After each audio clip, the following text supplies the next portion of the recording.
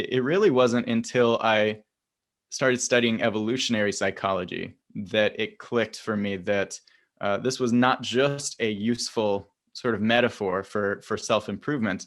The mind really can be compared to software. It might literally be accurate to say it's software, even though we're used to software existing on silicon circuits and all this.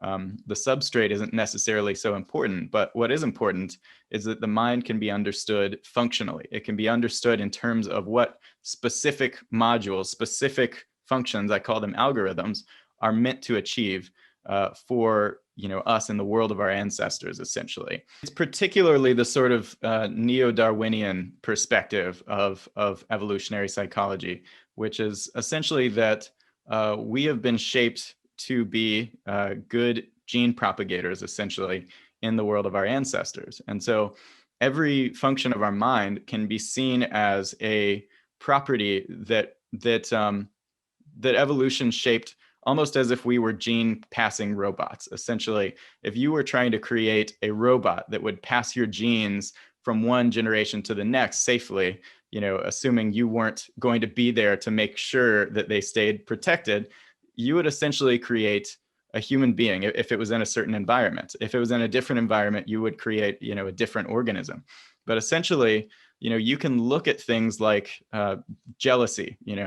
We have a tendency to look at jealousy as just, oh, that's how life is. We get jealous, we're people. But if you actually ask the why questions, why is that function built into our minds? What you end up finding is, well, it would have made total sense for our genes to program, so to speak, that function into our minds.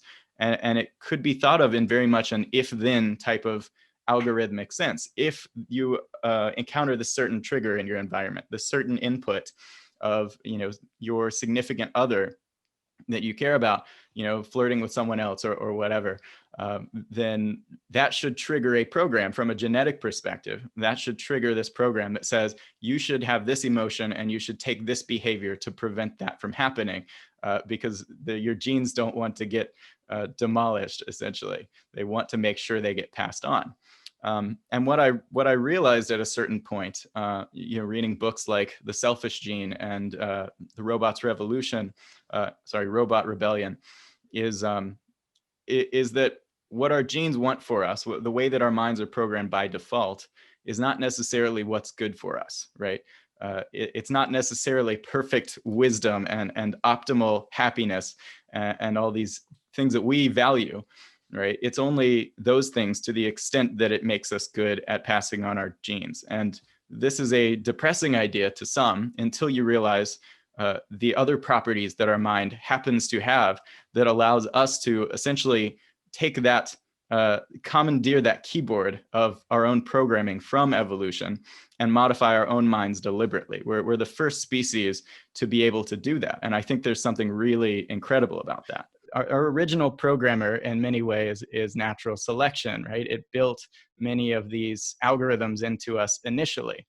And it's possible that in some cases, there are certain algorithms, whether cognitive or emotional or behavioral, that are bad for us as people, but they're maybe good for our genes.